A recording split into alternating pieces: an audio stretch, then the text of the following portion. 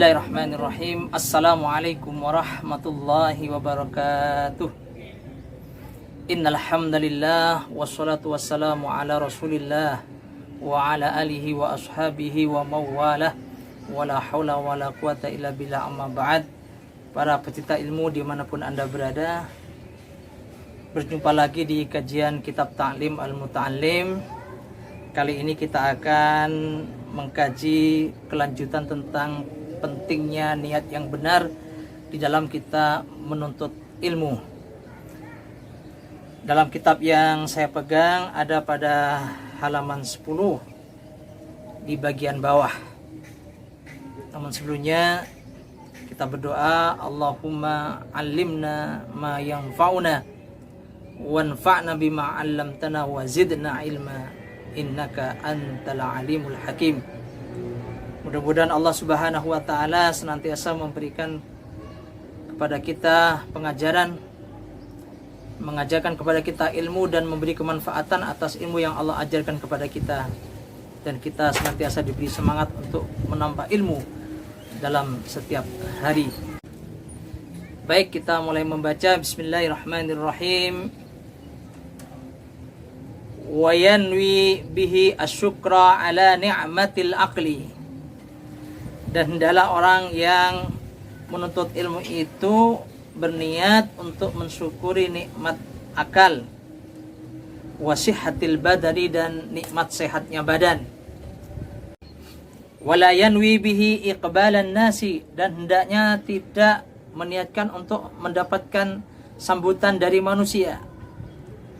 Wala istijlaba hitamid dunya, dan tidak pula untuk mencari urusan atau kebaikan dunia.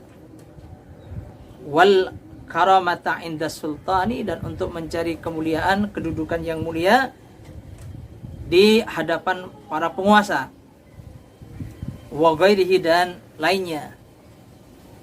Jadi dalam menuntut ilmu hendaknya menghindari niat-niat pragmatis. Apa itu niat pragmatis? Niat-niat yang untuk kepentingan dunia yang sesaat, seperti agar dianggap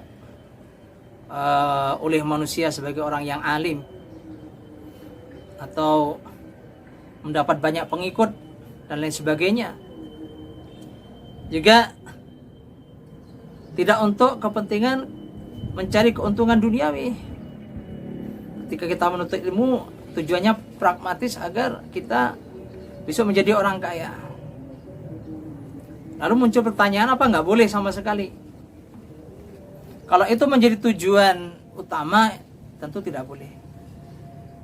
Tapi kalau itu hanya sebagai penyemangat, ya, sebagai tujuan antara dalam menuntut ilmu, misalnya kita menuntut ilmu kemudian tujuannya untuk bekerja di bidang ini, dan dengan bekerja di bidang ini kita mendapatkan kesempatan untuk beramal, dan kalau kita mendapatkan gaji kemudian kita bisa menggunakan untuk ibadah, maka itu adalah tujuan yang mulia, karena pada endingnya tujuannya adalah kepada Allah Subhanahu wa ta'ala, untuk mencari keridhaan Allah Subhanahu wa ta'ala. Sehingga dalam setiap kehidupan kita harus kita kejar sampai ketemu tujuan kita pada Allah.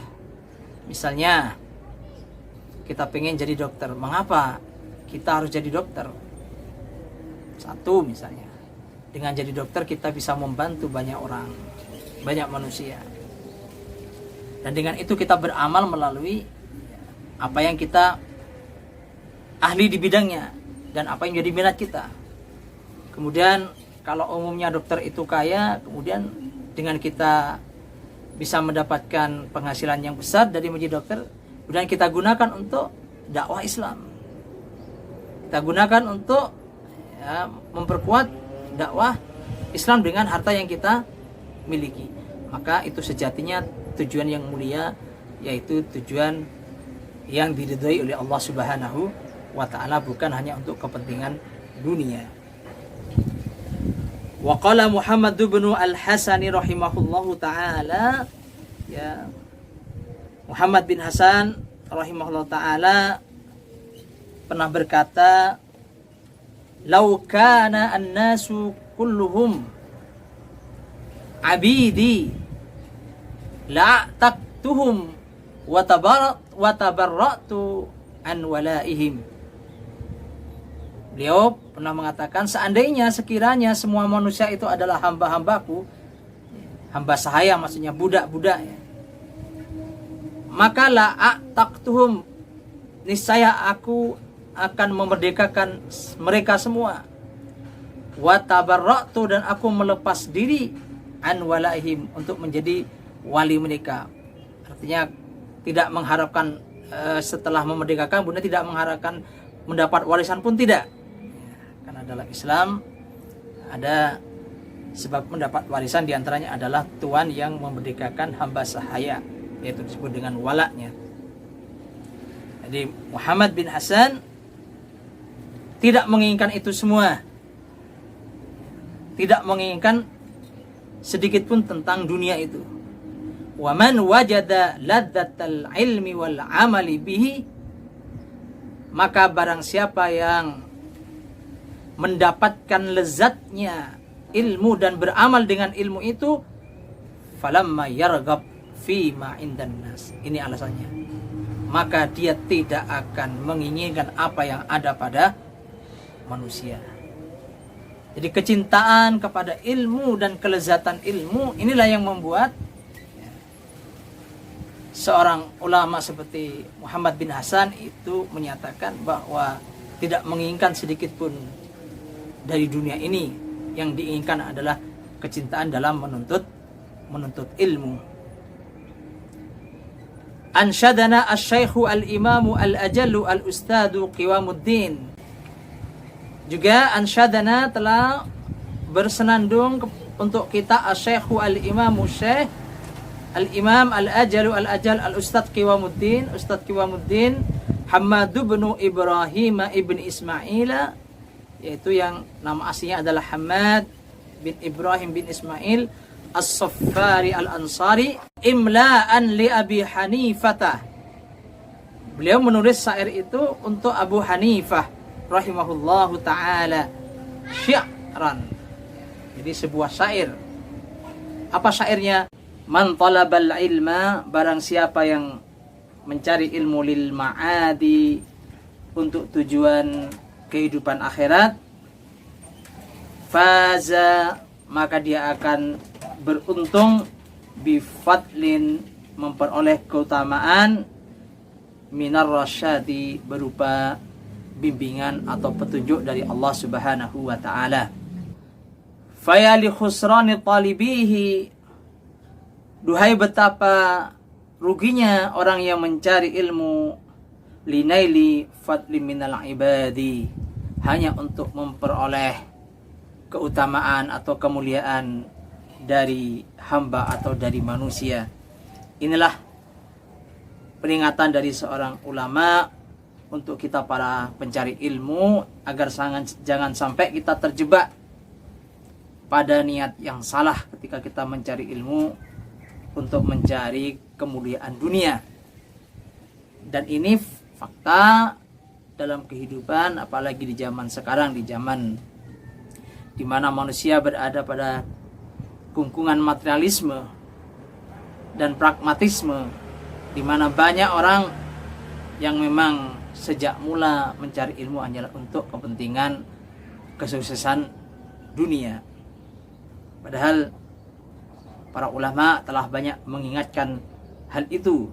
Rugi orang yang mencari ilmu untuk kepentingan dunia.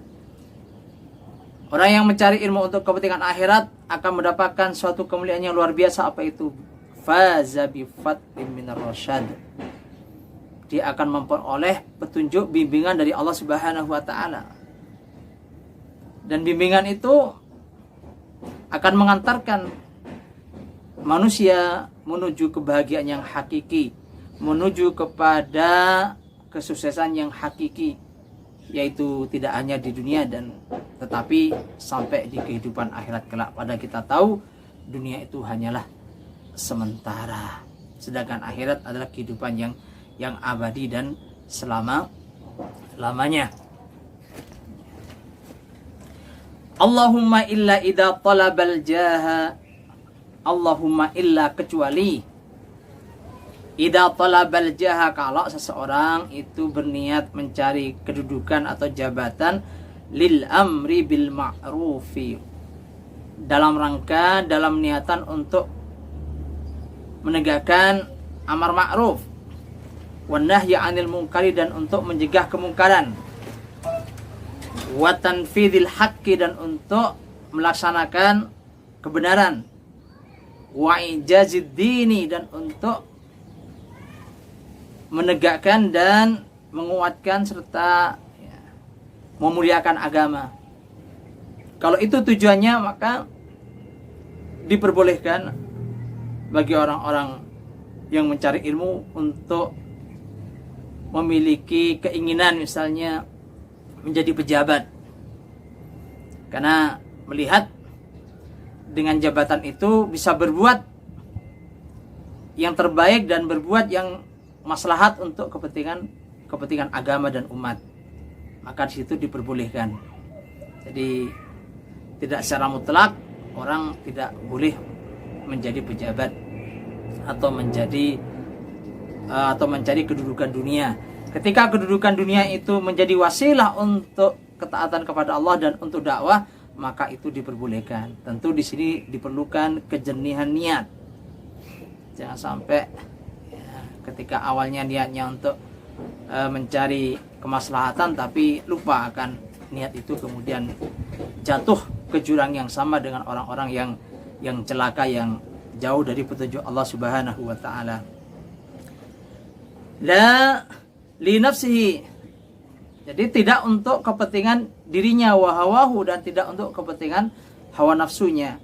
Fayajuzu, maka diperbolehkan dzalika, hal itu, biqadri ma yuqimu bihi, dengan kadar, dengan ukuran apa yang bisa dengannya menegakkan al-amru bil ma'rufi, amar ma'ruf, wan nahya 'anil munkari, dan mencegah dari kemungkaran. Sehingga kita boleh bercita-cita yang mulia, selama itu cita-cita mulia. Satu saat pengen jadi presiden, boleh-boleh saja. Satu saat pengen jadi bupati dengan niatan yang mulia. Tapi itu jangan sampai menjadi niatan utama dalam kehidupan kita semua. Wa yanbaghi li talibil ilmi, dan hendaklah bagi penuntut ilmu ayyatafakkara fi dzalika, untuk memikirkan hal itu dengan sungguh-sungguh. Ya, jangan sampai terjebak, jangan sampai lalai, lupa akan niat yang benar di dalam kita menuntut ilmu. Fa innahu yata'allamul ilma bijuhdin katsirin, karena orang yang menuntut ilmu itu mempelajari ilmu dengan effort, dengan juhdin, dengan upaya yang banyak, dengan usaha yang luar biasa. Tidak hanya setahun, 2 tahun, tidak hanya uang yang dikeluarkan, tapi juga waktu. Banyak hal yang harus dikorbankan untuk kita menuntut ilmu. Rata-rata kita menuntut ilmu kalau sampai S3 ya, jadi bisa 20 tahun orang menuntut ilmu. Jadi bahkan lebih dari itu ya, kalau perjuangan yang besar itu hanya untuk kepentingan dunia, maka itu sungguh rugi ya. Orang Jawa mengatakan eman ya. Maka fala yusarrifu, jangan sampai hal itu memalingkan dia ila dunia, kepada dunia, al-hakirati, yang kecil, yang rendah nilainya, al-qalilati, yang sedikit, al-faniyati, yang fana. Syi'run, seperti dalam sebuah syair, hiya dunya aqallu minal qalili, itulah dunia yang aqallu minal qalil, lebih sedikit daripada yang sedikit. Wa asyikuha, dan orang yang mencintainya, adallu minad dalili, lebih hina dari sesuatu yang hina. lebih rendah dari yang rendah. Tusimmu, tetapi tusimmu banyak membuat orang-orang bisu bisihriha dengan sihirnya dunia. Tusimmu, tetapi tusimmu telah membuat bisu. Tetapi tusimmu bisihriha dengan sihirnya dunia telah membuat bisu kaum wa tu'mi, dan membuat buta mereka. Fahum mutahayyiruna, sehingga mereka menjadi orang-orang yang kebingungan bila dalilin, tanpa adanya petunjuk.